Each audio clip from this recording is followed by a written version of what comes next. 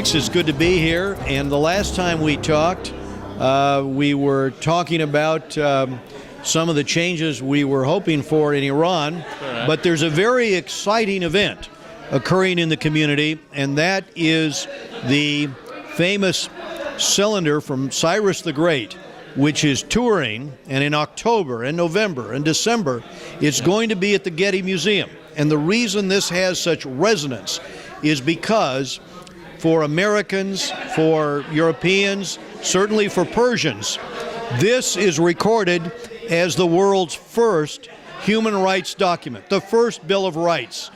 And if you read history, the history written by the Greeks at the time, by Herodotus, the history by the Babylonians, the history by all in the region, the Jewish people, they all reference Cyrus's contribution not only to protecting the rights of citizens of Persia, but universal rights for all cultures. This was the first document that protected individual rights, cultural rights, religious rights for all people.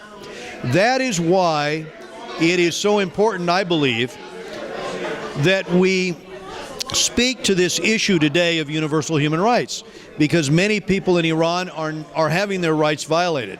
And the Baha'i are an example, or the Zoroastrians, or other denominations, other religious movements. For Iran to embrace the culture, the historical culture, would be to embrace the ideas of Cyrus the Great.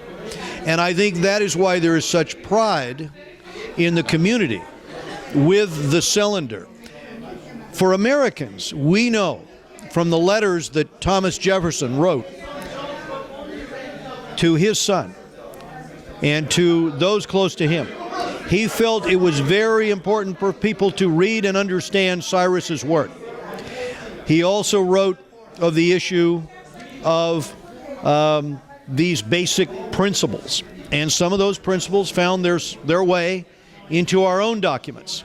So we all owe a debt to the insights and the culture that dates back to Cyrus the Great.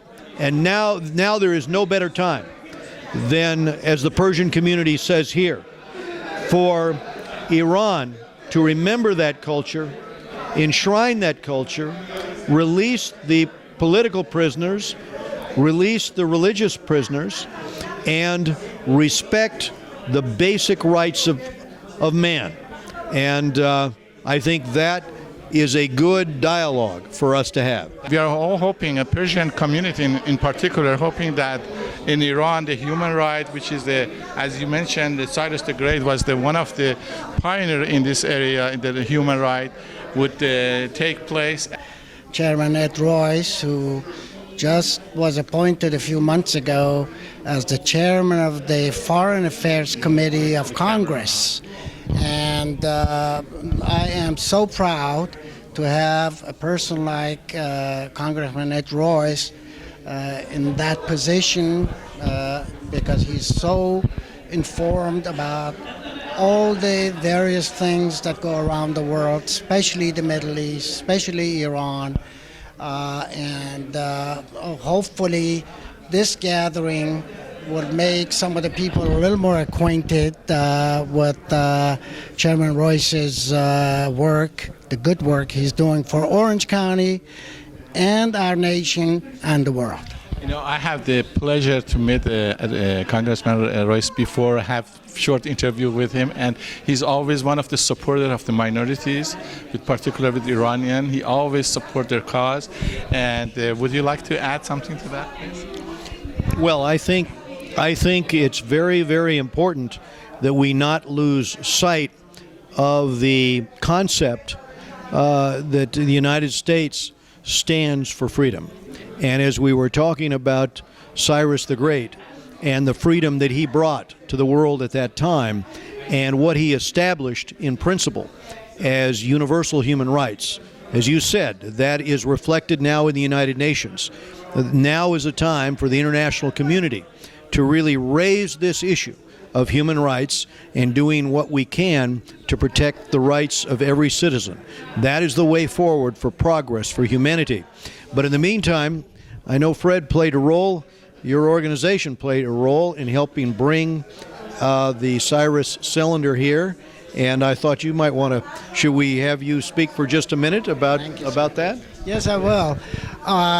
As you know, the Cyrus cylinder was discovered about 80, 90 years ago in the province of Baghdad, somewhere in that area, and it was translated. It was amazing to find out that 2,600 years ago, Cyrus really declared the real first human rights thing. You know, Cyrus is mentioned 23 times in the Bible. A lot of people don't know that. Jefferson had 2 copies of Cyrus's, and I don't want to gloat about it, but I've read in a few places that even the United States Constitution has had some inspiration from the Cyrus. So I don't want to go through history. I just wanted to let you know that Farhang Foundation, which is just a cultural organization promoting the Iranian culture. It has nothing to do with the politics or anything like that. Just a cultural foundation. Yes, we decided to bring the Cyrus cylinder here. We had a goal of raising $1 million, which we did, because it costs money to bring it. Insurance alone is $350,000. Anyway, the Cyrus cylinder is going to be here at the Getty Museum in October, November, and I really encourage, especially the Iranian Americans, to encourage their American friends to go and visit it, because it may not look like something elaborate, but it tells you the history of what Cyrus thought and did 2,600 years ago. I am so pleased that I know Ed is the now is the chairperson of the Foreign Affairs Policy. He's so knowledgeable about this.